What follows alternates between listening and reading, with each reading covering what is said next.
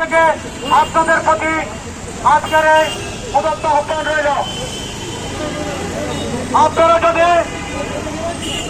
এই গ্রেফতারের সুষ্ঠু তদন্ত না করে আমাদের দাবি না করেন, তাহলে আমরা আগামী দিনে আরো কঠিন কর্মসূচি দিতে বাধ্য হব।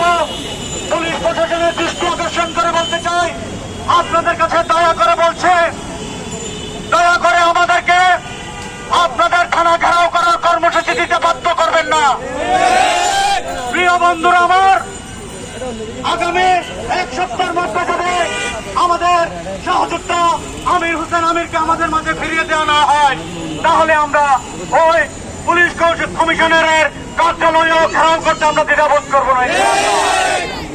প্রিয় বন্ধুরা আমার, এই পর্যায়ে বক্তব্য রাখার জন্য আহ্বান জানাচ্ছে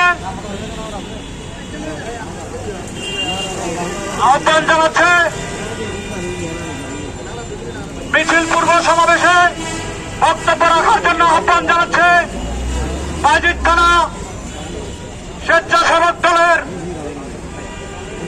সুযোগ্য আহ্বায়ক প্রিয় বড় ভাই আলতাফ হোসেন ভাইকে সংক্ষিপ্ত আকারে বক্তব্য রাখার জন্য আহ্বান জানাচ্ছি।